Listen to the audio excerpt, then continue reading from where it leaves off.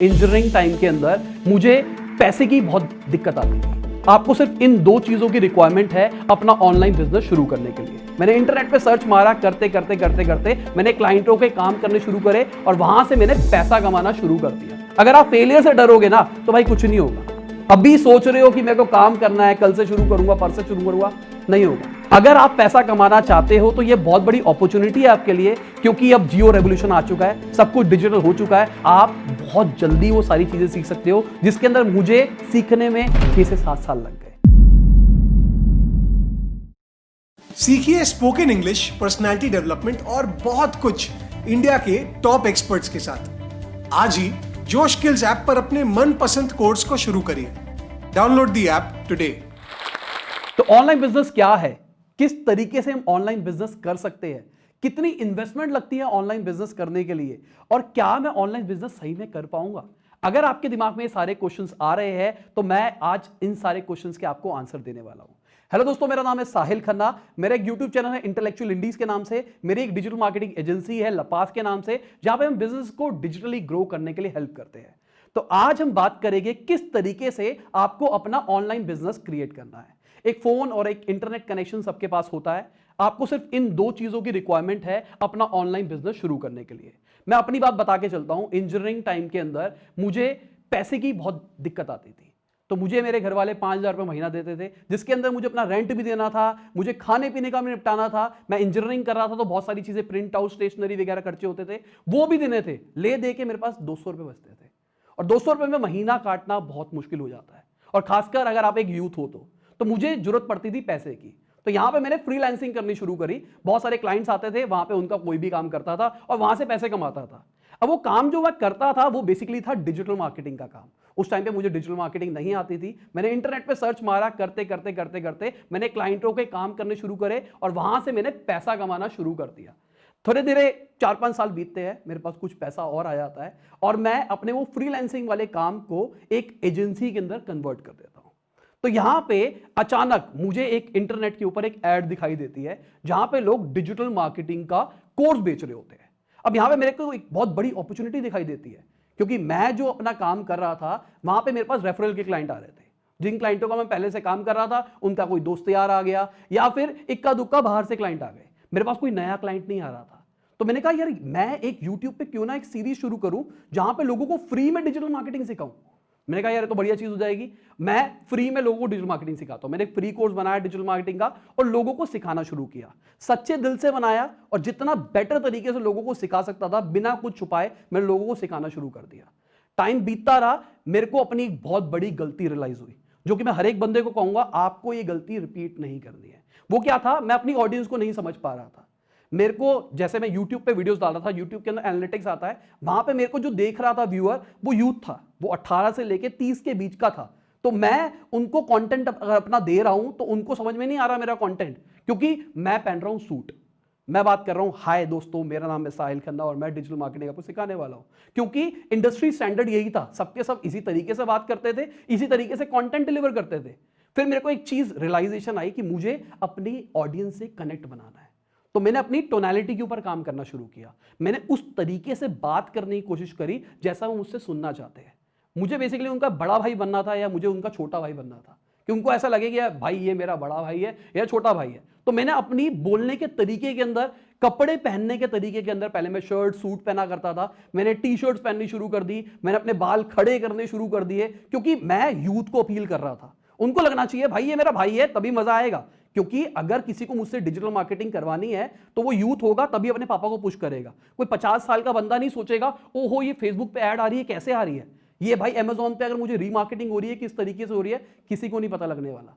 तो मैंने यहां पे एक नीड जनरेट सोची कि भाई मैं इस तरीके से काम कर सकता हूं। तो इस चीज को मैं कहता हूं ऑडियंस पर्सोना, अपनी ऑडियंस को समझना और उस तरीके से अपने आप को ढाल लेना जैसे वो आपको जानना चाहते हैं। तो मैं आपको एक टिप देना चाहूंगा, गूगल पे सर्च मारो फेसबुक ऑडियंस इनसाइट, वहां पे जाके अपना इंटरेस्ट सर्च मारो। जैसे कि मेरे को डिजिटल मार्केटिंग पसंद थी तो मैंने डिजिटल मार्केटिंग लिखी, आपको फिटनेस पसंद है फिटनेस सर्च मारो। वहां पे आपको पूरा पूरा फेसबुक आइडिया देगा कि वो जो इंटरेस्ट वाले लोग हैं जिनको डिजिटल मार्केटिंग पसंद है, वो कितने परसेंट लड़के हैं, कितने परसेंट लड़कियां हैं, किस एज ग्रुप के अंदर आते हैं, उनके पॉलिटिकल व्यूज क्या है, उनको बीजेपी पसंद है, कांग्रेस पसंद है, सारी चीजें फेसबुक आपकी ट्रैक कर रहा है और फेसबुक आपको सारी चीजें आपको बता देगा। तो वहां से क्या होगा, आप एक ऑडियंस के बारे में सोच पाओगे कि वो बंदा कौन है, उसकी एक इमेज सोच पाओगे, और जो वो इमेज सोच पाओगे उस तरीके से अपने आप को ढाल दो। अगर आप फिटनेस ट्रेनर हो तो लॉजिकली आपकी बॉडी अच्छी होनी चाहिए, तभी आपको लोग कहेंगे कि भाई ये मुझे फिटनेस के बारे में बता सकता है।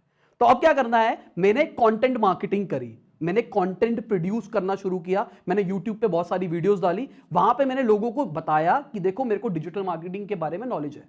लोगों को पता लगा हाँ भाई इस बंदे को डिजिटल मार्केटिंग के बारे में पता है। अब 20-25 वीडियोस के बाद में मैंने जिक्र करना शुरू किया अपने ब्रांड का। स्टार्टिंग में कभी नहीं बताया मैंने कि भाई मेरी एजेंसी है, मैं ऐसा करता हूं, मैं वैसा करता हूं, क्योंकि स्टार्टिंग में अगर मैं बताने लग जाता तो लोगों का इंटरेस्ट नहीं बनता। और वो थी एक सीरीज, 30 वीडियोस इकट्ठी चल रही है, आपने 20 वीडियोस देख ली है, 20 वीडियोस के बाद आपको पता लग रहा है कि भाई इसकी एजेंसी भी है।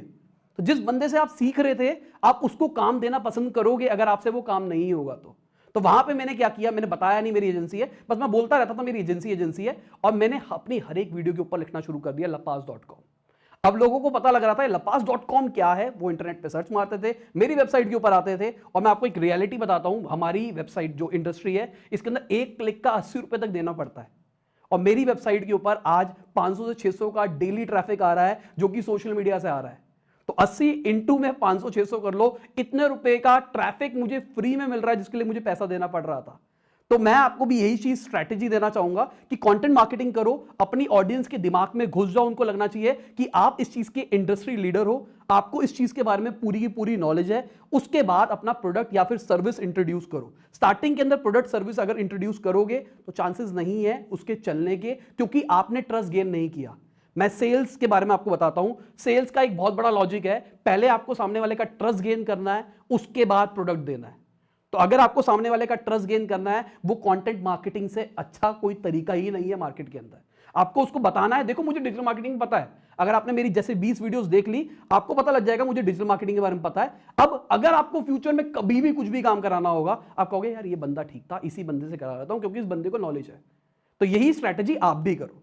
कुछ टाइम के बाद मेरे को एक और रियलाइजेशन आई, इसको मैं कहता हूं पिवट करना। बहुत सारे ऐसे लोग थे जो बिजनेस करना चाहते थे पर उनको पता नहीं था बिजनेस कैसे करना है। तो मैंने एक और सीरीज बनाई ऑनलाइन एमबीए के नाम से। वहां पे मैंने क्या किया, एक आइडिया को बिजनेस में कन्वर्ट करने के लिए स्ट्रैटेजी बताई। वो 10 पार्ट्स की वीडियो थी। अब क्या हो रहा है, एक बंदा था, एक स्टूडेंट था जिसकी उम्र 18-19 साल है, उसको आइडिया से बिजनेस ले गया। अब उसको मार्केटिंग करानी है, कहां आएगा, मेरे पास आएगा। तो मैंने एक और सीरीज शुरू करी जो कि इंटरलिंक थी मेरी डिजिटल मार्केटिंग सीरीज से। तो किसी ने अगर एमबीए देखी तो उससे वो मेरी डिजिटल मार्केटिंग प्लेलिस्ट पे आएगा और उससे अल्टीमेटली वो मेरे पास में आएगा। तो इफेक्टिव फनल्स बनाना सोचो। जब आप अच्छा कंटेंट डिलीवर करोगे, किसी की लाइफ में वैल्यू एडिशन करोगे, किसी की लाइफ में चेंज लाओगे, तो अपने आप वो बंदा आपको रिटर्न में कुछ ना कुछ देना चाहेगा। तो इस चीज को पूरा ढंग से समझने के अंदर मुझे 4-5 साल लग गए। तो मैं नहीं चाहता कि आपको भी 4-5 साल लगे इस चीज के अंदर। तो मैं चाहता हूं कि आप अभी से इस सारी की सारी चीजों को शुरू कर दे। देखिए मैं अपना बताता हूं आपको, जब मैं इंजीनियरिंग करता था और मैं ये सारा का सारा काम करता था तो मुझे उतनी रिस्पेक्ट नहीं मिलती थी, क्योंकि मैं क्या कर रहा था, 4-5 हज़ार रुपये महीना अर्न कर रहा था ये फ्रीलांसिंग काम से। तो घर वाले कहते थे कि बेटा ये छोटे छोटे काम क्या कर रहा है, इससे क्या मिलेगा।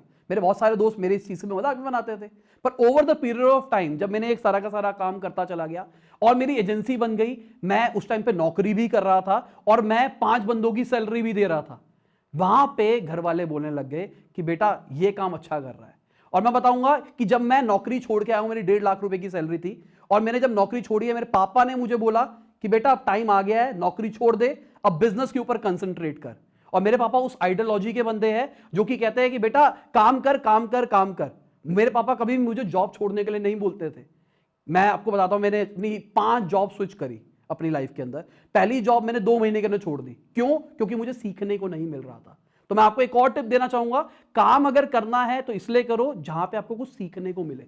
मुझे सीखने को मिल रहा था इसलिए मैं ये काम कर रहा था, और सीखना भी उसी डायरेक्शन के अंदर जिसमें मुझे काम करना है। मुझे डिजिटल मार्केटिंग का काम करना है तो मैं उसी कंपनी में काम कर रहा था, उसी पोजीशन पे काम कर रहा था जहां पे मुझे डिजिटल मार्केटिंग करनी है। अगर मुझे डिजिटल मार्केटिंग रिलेटेड काम समझ में आ रहा है, उनका काम करा, समझ में आया, सारी स्ट्रैटेजी समझ में आई, जब मैं सीख गया मैं छोड़ देता था।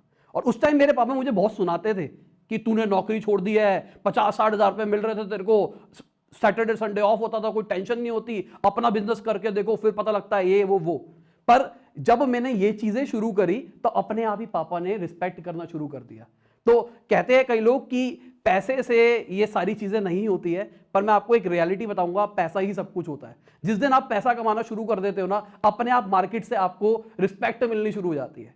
तो अगर आप पैसा कमाना चाहते हो तो ये बहुत बड़ी अपॉर्चुनिटी है आपके लिए, क्योंकि अब जियो रेवोल्यूशन आ चुका है, सब कुछ डिजिटल हो चुका है, हर बंदा डिजिटल जा रहा है, ओटीटी का राइज आ रहा है। आप देखोगे नेटफ्लिक्स, Amazon प्राइम, इतने सारे ओटीटी प्लेटफॉर्म्स आ गए हैं, तो सबको डिजिटल जाना है। लोगों के घर से केबल शेबल हट रही है, यूट्यूब पे सबके सब लोग जा रहे हैं। तो ये बहुत बड़ी अपॉर्चुनिटी है कि भाई वहां पे आप उन लोगों को बताओ कि आप जिस चीज के अंदर अच्छे हो। अभी मार्केटिंग करना उतना मुश्किल नहीं हो गया। टीवी पे पहले आपको ऐड डालनी होती थी, उसके लिए आपको 2-3 लाख रुपए महीना खर्च करना पड़ता था एक छोटी सी प्लेसमेंट के लिए। अगर हाईवे के ऊपर आपको ऐड चलानी है तो उसके लिए आपको 50-60 हजार रुपए की प्लेसमेंट खरीदनी पड़ती थी। पर यहां पे आप फ्री में काम कर रहे हो, एक फोन से जो कि सबके पास है, एक इंटरनेट कनेक्शन जो कि सबके पास है, एक स्किल या फिर किसी चीज की नॉलेज जो कि आपके पास है। तो आप एक पोटेंशियली बहुत अच्छी अर्निंग की अपॉर्चुनिटी मिस कर रहे हो। तो मैं कहूंगा कि अभी से स्टार्ट करो, डिले मत करो। अगर आप ये सोच रहे हो कि मैं कल करूंगा, बहुत मजा आया कि भाई अब मेरे को करना है, ये अपॉर्चुनिटी है बहुत बड़ी, तो आप बहुत बड़ी गलती कर रहे हो। अभी करो, कल से कुछ नहीं होगा। अभी पेन कॉपी निकालो, अगर फोन यूज कर रहे हो तो फोन के अंदर नोट्स ऐप खोलो और उसके अंदर सारी की सारी लिस्ट बनाना शुरू करो कि मुझे करना क्या है। फाइनली मैं आपको एक बहुत बड़ी टिप देना चाहूंगा जो कि मैंने अपने 11 साल के करियर के अंदर सीखी है कि आप एक स्किल को मास्टर करो। मैं अपनी बात करके चलो, मुझे बहुत सारी चीजें आती थी। मुझे गाने गाने का भी शौक है, मुझे ग्राफिक डिजाइनिंग का भी शौक है, मुझे क्रिकेट खेलने का भी शौक है, मुझे बहुत सारी चीजें आती है। अगर मैं अपने दिन के 24 घंटों को उन सारी चीजों में डिवाइड करने लग जाऊंगा तो भाई मैं एक चीज को तो कभी मास्टर कर ही नहीं पाऊंगा। तो मैं आपको ये टिप देना चाहूंगा कि अपना जितना जल्दी हो सके वो स्किल आइडेंटिफाई कर लो जिसको आप फ्यूचर में एक बहुत बड़ा बना के पैसे कमा सकते हो।